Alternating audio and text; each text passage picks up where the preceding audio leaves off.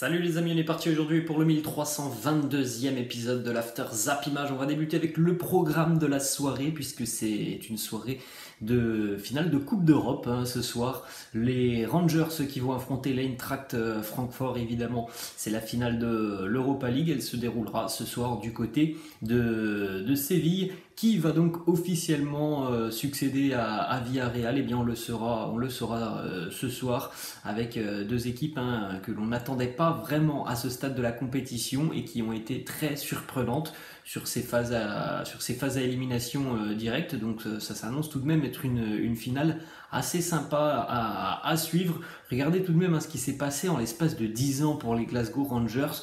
Il y a 10 ans, l'été 2012, les Rangers étaient relégués en 4e division du championnat écossais à cause notamment de gros problèmes financiers. Alors 4 ans plus tard, les Rangers étaient de retour dans l'élite du football écossais.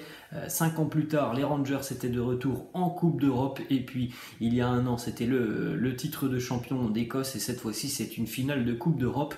En 10 ans, les Rangers ont retrouvé les sommets. On enchaîne les amis du côté de la Ligue 2. Hier se déroulait le premier barrage d'accession en Ligue 1. C'était une rencontre du côté de Charletti où le Paris FC recevait le FC Sochaux et dans un match complètement fou avec un scénario encore une fois improbable, eh bien c'est Sochaux qui s'est qualifié pour la finale face à l'AJ-Auxerre. Le match aura lieu vendredi à 20h30, ça sera du côté de l'Abbé des Champs à Auxerre, donc voilà, ça sera quasiment, c'est pas un derby mais ça sera quasiment un derby, ce sont tout de même deux villes assez proches et on peut s'attendre vraiment à voir l'Abbé des Champs vendredi à guichet fermé entre deux légendes du football français. Auxerre et Sochaux ont beaucoup plus connu la Ligue 1 que la Ligue 2. Alors regardez un petit peu ce qui s'est passé hier du côté de Charletti, où au bout de la 3e minute, le Paris FC obtient un penalty qui va être complètement raté. À la 8e, but de Sibi, 1-0 pour le Paris FC. 4 minutes plus tard, on est à la 12e minute, nouveau penalty pour le Paris FC. Lui aussi, il est complètement raté. Il faut dire que ce sont deux joueurs différents du Paris FC qui ont raté leur penalty. Donc au final, on est à la 12e minute, il y a 1-0 pour le PFC. Il y aurait pu y avoir 3-0 pour les Parisiens qui ont raté deux pénaltys en l'espace de 9 minutes. Ensuite, juste avant la mi-temps, carton rouge pour Namé à la suite de deux jaunes en l'espace de quelques minutes. Dans le temps additionnel, l'égalisation du FC Sochaux. Et puis dans le temps additionnel de la seconde mi-temps, Maxime Dokuto qui marque d'un but magnifique pour Sochaux à l'entrée de la surface de réparation, un petit peu excentré sur le côté. Une frappe qui vient dans la lucarne de Vincent de Marconnet qui n'a absolument pas bougé. Ça a été une soirée pleine de rebondissements hier du côté du stade Charletti. On continue les amis avec des informations Mercato. On va au Stade Rennais avec l'énorme saison de Martin Terrier qui fait partie qui a fait partie des 5 meilleurs joueurs de Ligue 1 puisqu'il était nommé au trophée UNFP. Une saison incroyable pour Martin Terrier en termes aussi de buts marqués. Évidemment, ça attire les plus grands clubs, et on a appris que Tottenham s'était montré très intéressé par Martin Terrier. On enchaîne du côté de l'Olympique Lyonnais. L'équipe et RMC Sport annoncent qu'il pourrait y avoir une vague de départ du côté de l'OL. Regardez un petit peu les noms qui pourraient quitter l'Olympique Lyonnais. Léo Dubois, Tanguy Ndombele, Oussem Aouar, Lucas Paqueta, Thiago Mendes, Emerson, Tino, Kadewere. Ça fait tout de même une majeure partie de l'effectif qui pourrait être amené à quitter Lyon. On entame peut-être véritablement un nouveau cycle du côté de l'Olympique Lyonnais. Un cycle où il faut aussi penser à se renouveler. Une déclaration de Jérôme Boateng qui est arrivé l'année dernière. Alors évidemment qu'il était en fin de contrat avec le Bayern, qu'il est aussi proche de la fin de sa carrière. Mais je pense tout de même que l'on attendait un petit peu mieux de la part de Jérôme Boateng cette année. On ne pensait pas que Jérôme Boateng allait être aussi peu influent dans l'arrière-garde lyonnaise. Il nous dit Ça ne s'est pas passé comme je l'imaginais, surtout quand on est 8e avec un club comme l'Olympique Lyonnais. Ce n'est pas satisfaisant pour moi et pour le club, mais je pense aussi que pour le club, c'est pas satisfaisant d'avoir recruté un Jérôme Boateng qui, au final, n'a apporté aucune garantie défensive et aucune amélioration et aussi aucune stabilité défensive. On va du côté du Paris Saint-Germain maintenant les amis, le quotidien La Gazzetta italienne qui annonce que la Juventus a trouvé un accord avec André Di Maria mais aussi Ivan Perisic, donc on en parle depuis des mois et des mois, la prolongation de Di Maria qui n'arrive pas du côté du Paris Saint-Germain, visiblement le PSG a pris la décision de se séparer de lui. Donc Di Maria serait tout proche d'un accord avec la Juventus.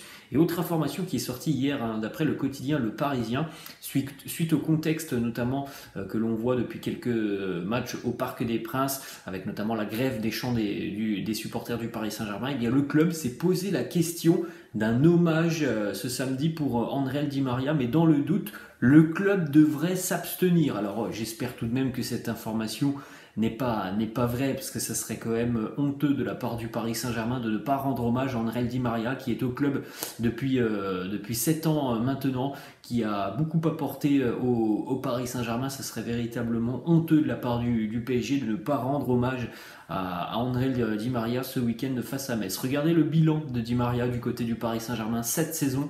294 matchs, donc on parle tout de même d'un joueur qui va quasiment atteindre la barre des 300 matchs sous le maillot du Paris Saint-Germain, et on pourrait potentiellement ne pas lui rendre hommage samedi du côté du Parc des Princes. C'est quand même complètement hallucinant. 92 buts, 118 passes décisives pour André Di Maria, décisif à plus de 200 reprises sous le maillot du Paris Saint-Germain. 18 trophées aussi remportés par l'Argentin du côté du Paris Saint-Germain. Il est aussi le meilleur passeur décisif de l'histoire du club, donc on a quand même un garçon qui a grandement contribué au succès du Paris Saint-Germain depuis de nombreuses années. On enchaîne les amis avec des informations qui concernent Kylian Mbappé. RMC Sport annonce que la décision de Mbappé devrait intervenir la semaine prochaine à partir du 23 mai. Joan Laporta, président du Barça, s'est exprimé, nous dit Mbappé demande entre 40 et 50 millions d'euros. Il veut 50 millions d'euros net, mais on n'a pas l'argent pour le recruter car cela déformerait notre structure salariale et nos dépenses augmenteraient à nouveau, ce qui ne peut plus se produire au Barça. Joan Laporta a tenu à affirmer aussi ses ambitions pour la saison à venir. Il nous dit la saison prochaine, il nous faut un groupe qui aspire à remporter tous les titres, y compris la Ligue des Champions. Le Barça entame aussi un nouveau cycle depuis quelques mois et il va se poursuivre sur ce mercato où il devrait y avoir beaucoup de mouvements côté catalan. Une déclaration aussi assez intéressante de Carl Olive, maire de Poissy, dans la banlieue parisienne. C'est dans le 78. Poissy, c'est la ville qui va accueillir le futur centre d'entraînement du Paris Saint-Germain. Et Carl Olive, le maire de Poissy, a annoncé hier qu'Kylian Mbappé sera au Paris Saint-Germain la saison prochaine.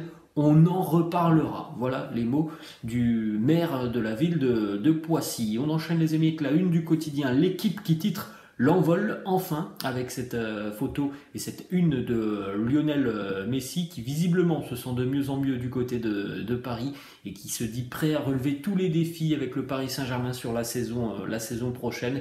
Le défi de Léo Messi avec le PSG la saison prochaine, c'est évidemment la Champions League, mais on pense aussi qu'il y a le mondial qui est intercalé dans cette saison un petit peu particulière. Hier, on en avait parlé, Lionel Messi était sur la voie de l'Inter de Miami. Alors la famille de Léo Messi a démenti hier qu'il y avait déjà un accord avec l'Inter de Miami. En revanche, ils ont ouvertement dit que oui, c'était une option pour Lionel Messi de rejoindre la Major League Soccer à l'issue de son contrat avec le Paris Saint-Germain en 2023. Comme potentiellement une prolongation peut être aussi une option pour Léo Messi. En tout cas, ce que l'on sait, et ça on peut le dire, Lionel Messi sera parisien l'année prochaine. Après ce qui se passera dans un an, eh bien on en est encore un petit peu loin. On continue les amis du côté de Marseille, cette information qui concerne le jeune attaquant sénégalais Bamba Dieng. Fribourg est venu au renseignement auprès de l'Olympique de Marseille pour le jeune Bamba Dieng. Alors c'est sûr que le club allemand offre peut-être des garanties assez intéressantes sur le développement des jeunes joueurs. Alors oui, Marseille lui a donné du temps de jeu, mais il est clair et net que du côté de Fribourg, il pourrait aussi avoir peut-être un petit peu plus de temps de jeu. C'est le style d'équipe qui peut véritablement donner beaucoup de temps de jeu aux jeunes joueurs, et c'est aussi une équipe qui aime les profils qui arrivent de Ligue 1. Très récemment, Fribourg avait acquis notamment Baptiste Santamaria. Ensuite, les amis, on va du côté de Barcelone. Une information qui concerne le Barça et le Real Madrid qui joueront un Classico cet été du côté de Las Vegas aux États-Unis. Ça va faire partie évidemment de la pré-saison des deux clubs espagnols qui seront notamment en pré-saison du côté des États-Unis. Une information qui concerne Ousmane Dembélé, puisque le Bayern Munich est très intéressé par Ousmane Dembélé. Les Bavarois sont en attente des dernières négociations entre le Barça et l'international français. Le Bayern tentera le tout pour recruter Ousmane Dembélé si jamais les Catalans n'arrivent pas à conclure un accord avec le joueur. Direction l'Angleterre maintenant les amis, résultat hier pour Liverpool qui jouait encore une fois une finale dans sa course au titre. Les Reds se sont imposés au St Mary's Stadium de Southampton, 2-1 pour Liverpool. C'est Nathan Redmond qui a pourtant ouvert le score pour Southampton d'un magnifique but. Takumi Minamino et Joel Matip ont donné la victoire aux Reds qui ont quand même largement dominé cette rencontre de la tête et des épaules. Il y avait en plus de ça énormément de turnover du côté du 11 de Jürgen Klopp. Regardez le classement, donc 37 journées pour City, 37 pour Liverpool. Un petit point d'avance pour Manchester City et une différence de but positive tout de même pour les Citizens de plus 6. Donc réponse dimanche, qui sera champion d'Angleterre? Réponse dimanche aux alentours de 19h à 17h, donc le multiplex avec Manchester City, Aston Villa et Liverpool Wolverhampton. Jürgen Klopp sur la course au titre, il nous dit c'est peu probable mais c'est encore possible. Je pense à la fois où City est devenu champion pour 11 mm, vous vous en souvenez certainement de ce titre de champion de City il y a 2 ans je crois, où voilà, c'est vrai que ça s'était joué à quelques millimètres pour les Sky Blues de City lors du match face à Liverpool. Ensuite, on continue les amis avec cette stat sur les Reds en 2022. C'est la seule équipe en 2022 en Première Ligue à n'avoir perdu aucun match. 15 victoires, 3 nuls pour Liverpool en 2022. Donc évidemment, ils ont fait leur retard sur Manchester City. Peut-être que ce sera un petit peu trop juste, on aura la réponse dimanche. Déclat de Klopp qui nous dit « C'était une bonne performance, cela aurait été de ma faute si les 9 changements dans le 11 de départ n'avaient pas fonctionné. Cela a marché, donc c'est la réussite de l'équipe. » Regardez aussi les amis cette petite information qui concerne le défenseur français Ibrahima Konaté qui n'a toujours pas perdu le moindre match sous le maillot de Liverpool depuis son arrivée en provenance de Leipzig. C'est tout simplement monstrueux pour Ibrahima Konaté.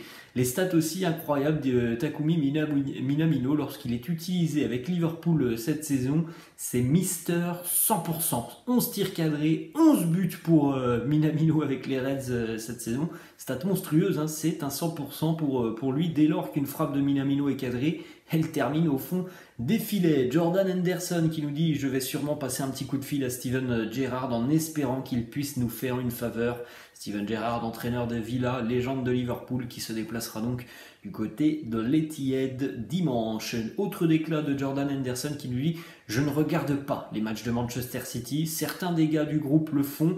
La manière dont ils jouent, ce n'est jamais bon de les regarder. Je préfère mettre la chaîne pour les enfants. » Évidemment, on peut comprendre que la manière de jouer de Manchester City, ça peut être énervant. On voit une équipe qui domine outrageusement en général ses adversaires. Ensuite, on enchaîne les amis du côté de la Championship.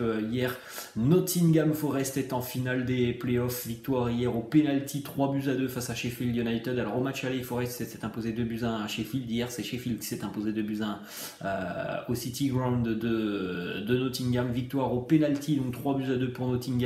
23 ans après son dernier match en Première Ligue, Nottingham Forest est à une marche de retrouver l'élite du football anglais.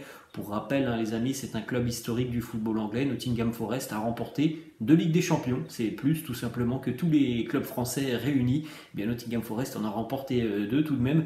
Donc, finale des playoffs, ça sera le 29 mai, le lendemain de la finale de la Ligue des Champions. Huddersfield va affronter Nottingham, ça sera évidemment du côté de Wembley et le stade sera évidemment à guichet fermé. L'héros de la soirée hier du côté de Forest, c'est Brice Samba, ancien gardien de l'Olympique de Marseille. Brice Samba qui a arrêté tout simplement 3 pénaltys sur cette séance des tirs au but. Et on va terminer, les amis, cet épisode avec 2 informations du côté de l'Italie. Là aussi, dans la course au titre, Milan sera du côté de Sassuolo. On le rappelle, ça sera dimanche. Il y a possiblement entre 18 000 et 21 000 supporters rossoneri qui vont faire le déplacement à Sassuolo ce week-end. Donc, à mon avis, le stade de Sassuolo, qui en plus de ça est très généralement clairsemé. Il y a très peu de monde qui va du côté du Mapei Stadium de Sassuolo. À mon avis, il va y avoir énormément de supporters milanais du côté de Sassuolo pour potentiellement le match du titre côté rossoneri. Et puis du côté de l'Inter Milan, eh bien, San Siro sera à guichet fermé, dans l'espoir aussi d'une contre-performance de l'AC Milan. Et regardez ces images, ça c'était lundi du côté de Gênes, où les supporters de la Sampdoria sont sortis dans la ville, et ils étaient énormément nombreux d'ailleurs, des milliers de supporters de la Sampdoria sont sortis dans la ville pour célébrer la descente du Genoa en Série B. Donc voilà, c'était un petit peu particulier. La Sampdoria qui a eu aussi beaucoup de difficultés à aller chercher son maintien cette saison. La Samp s'est maintenue. Le Genoa est lui relégué et les supporters de la Samp ont fait la fête. Voilà les amis, la fin de cet After Zapping. J'espère que ça vous a plu. N'hésitez pas comme d'habitude à lâcher un petit pouce bleu. N'hésitez pas non plus à vous abonner à la chaîne. Je vous laisse, je vous dis à la prochaine. Ciao.